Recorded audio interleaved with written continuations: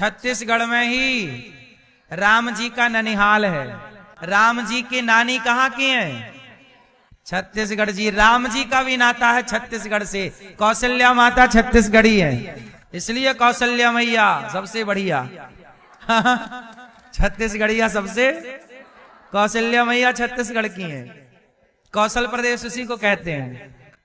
ये सब कौशल प्रदेश है। मध्य प्रदेश और छत्तीसगढ़ एक था, तब आधा जबलपुर के ऊपरी का भाग और उस तरफ का पूरा हिस्सा मिला के वो कौशल प्रदेश बोला जाता है। महाकौशल एक्सप्रेस चलती है जबलपुर से दिल्ली, वो कौशल प्रदेश माता कौशल्या जी के नाम से है। कौशल राजा वहीं के थे। दशरथ जी अयोध्या से वहां गए थे बारात लेके। तो जब बारात लेके गए तो रावण को पता लगा कि दशरथ जी और कौशल्या जी का ब्याह होने वाला है। तो रावण ने कौशल्या मैया का अपहरण कर लिया। ये सुना है आप लोगों ने ये कथा? नहीं। रावण ने सीता मैया को तो चुराया, ये तो सब जानते हैं, पर रावण एक बार कौशल्या मैया को भी चुरा के ले गया। और कौशल्या मैया को ले गया और दशरथ जी आ रहे थे बारात लेकर के, तो दशरथ जी की नाव को पकड़ के समुद्र में फेंक दिया रावण।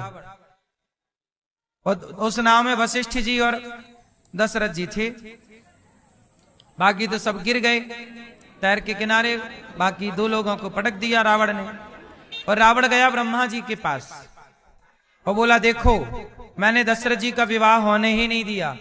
जब दशरथ जी का विवाह ही नहीं हुआ तो मेरा मारने वाला, मुझे मारने वाला पैदा कैसे होगा? रावण को पता लग गया था कि मेरी मौत किसके हाथ है। तो उसे पता लगा कि दशरथ कौशल्या के द्वारा एक पुत्र होगा राम, उसके हाथों मेरी मृत्यु है। तो क्या हुआ कि रावण ले गया तो कौशल्या मैया को और दशरथ जी को पानी में फेंक दिया समुद्र में। बोले डूब जाएंगे, मर जाएंगे। पर संयोग देखो कि दोनों मरे नहीं, दोनों समुद्र के किनारे लग गए और दोनों का मिलन हो गया, कौशल्या मैया और दशरथ जी का। तब तक रावण ब्रह्मा जी के पास गया। वहां रावण ब्रह्मा जी से मिल रहा था, यहाँ कौशल्या जी दशरथ जी से मिल गई। और वशिष्ठ जी बोले कि यही दुल्हन है। पूछा कि कौन हो देवी? बोले हम कौशल प्रदेश की राजकुमारी हैं कौशल्या। रावण हमें उठा के फेंक दिया और हम भटक गए, कहां जाएं? हमारा ब्याह दशरथ जी से होना था। तो दशरथ जी कौशल्या जी का विवाह वशिष्ठ जी ने कराया। अब रावण ब्रह्मा जी से बोला कि मैंने तो मार दिया। ब्रह्मा जी बोले, रावण तुम लाख प्रयास कर लो, दशरथ कौशल्या जी को आप मार ही नहीं सकते। बोले मैं तो पानी में फेंक के आया हूं। बोले कहां, चलो दिखाओ। रावण आया तो इनका ब्याह हो चुका। रावण तलवार निकाला, बोले मैं मार दूंगा।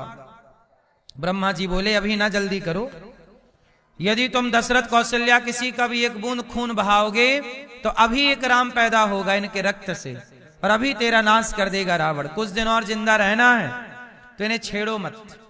रावण चला गया। उसके बाद पलट के कभी दशरथ जी की ओर नहीं देखा, कौशल्या जी की ओर रावण नहीं देखा। फिर दशरथ कौशल्या जी अयोध्या जी आए और बाद में फिर दशरथ कौशल्या जी के यहाँ यज्ञ हुआ। यज्ञ के बाद फिर खीर आई। और अच्छा, रावण ने फिर तपस्या की। ब्रह्मा जी प्रकट हो, ब्रह्मा जी। क्या हुआ रावण? बोले ब्रह्मा जी वरदान दो कि दशरथ जी को कोई बेटा ना हो। तथास्तु। नहीं होगा। रावण खुश हो गया कि अब तो दशरथ जी के बेटा ही नहीं होगा। इसलिए दशरथ जी के कोई बेटा नहीं था।